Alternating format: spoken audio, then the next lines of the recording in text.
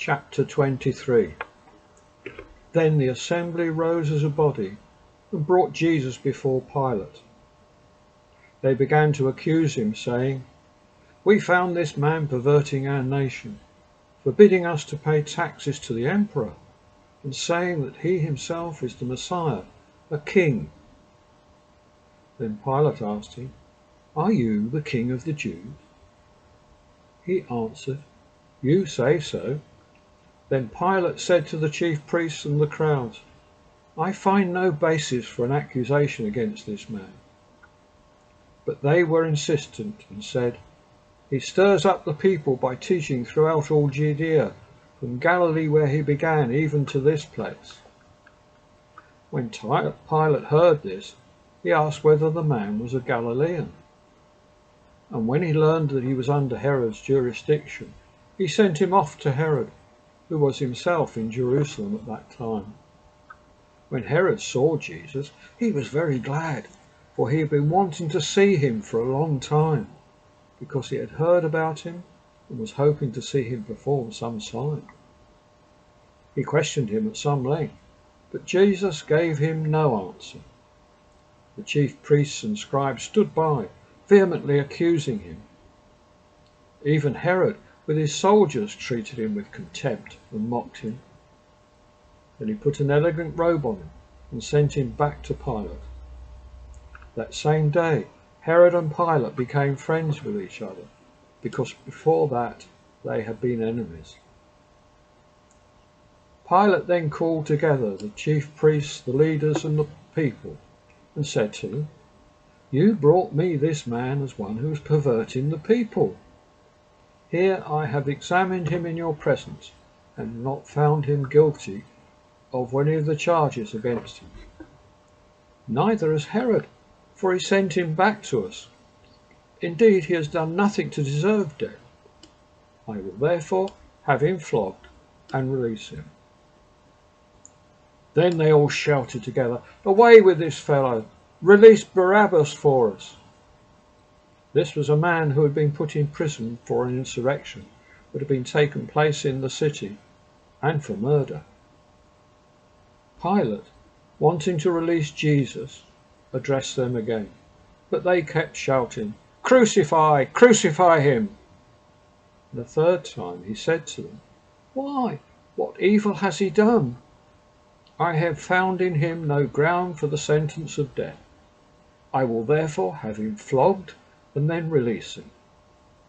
But they kept urgently demanding with loud shouts that he should be crucified, and their voices prevailed. So Pilate gave his verdict that their demand should be granted. He released the man they asked for, the one who had been put in prison for insurrection and murder, and he handed Jesus over as they wished. As they led him away, they seized a man, Simon of Cyrene, who was coming from the country, and they laid the cross on him and made him carry it behind Jesus. A great number of the people followed him, and among them were women who were beating their breasts and wailing for him. But Jesus turned to them and said, "Daughters of Jerusalem, do not weep for me, but weep for yourselves and for your children. For the days are surely coming when they will say, 'Blessed are the barren, and the wombs that never bore, and the breasts that never nursed.' Then they will begin to say to the mountains, 'Fall on us,' and to the hills, 'Cover us.' For if they do this when the wood is green, what will happen when it's dry?" 2 others who were criminals were led away to be put to death with him. When they came to the place that is called the Skull, they crucified Jesus there with the criminals, one on his right and one on his left. Then Jesus said, "Father, forgive them, for they do not know what they are doing." And they cast lots to divide his clothing, and the people stood by watching, but the leaders scoffed him, saying, "He saved others. Let him save himself if he is the Messiah of God, his chosen one." The soldiers also mocked him, coming up and offering him sour wine, and saying, "If you are the King of the Jews, save yourself." There was also an inscription over him, "This is the King of the Jews." One of the criminals who were hanged there kept deriding him and saying, "Are you not the Messiah? Save yourself and us." But the other rebuked him, saying, "Do you not fear God, since you are under the same sentence of condemnation? Indeed, we have been condemned justly, for we are getting what we deserve for our deeds. But this man has done nothing wrong." Then he said to Jesus, "Jesus, remember me when you come into your kingdom." He replied, "Truly I tell you, today you will be with me in paradise." It was now about noon, and darkness came over the whole land until 3 in the afternoon, while the sun's light failed, and the curtain of the temple was torn in two. Then Jesus, crying with a loud voice, said, "Father, into your hands I commend my spirit." Having said this, he breathed his last. When the centurion saw what had taken place, he praised God and said, "Certainly this man was innocent."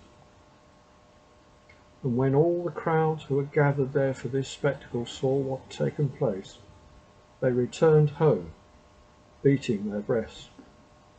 But all his acquaintances, including the women who had followed him from Galilee, stood at a distance, watching these things. Now there was a good and righteous man named Joseph, who, though a member of the council, had not agreed to their plan and action. He came from the Jewish town of Arimathea, and he was waiting expectantly for the kingdom of God. This man went to Pilate and asked for the body of Jesus. And he took it down, wrapped it in a linen cloth, and laid it in a rock-hewn tomb where no one had ever been laid. It was the day of preparation, and the Sabbath was beginning. The women who had come with him from Galilee followed, and they saw the tomb and how his body was laid. Then they returned and prepared spices and ointments. On the Sabbath they rested according to the commandment.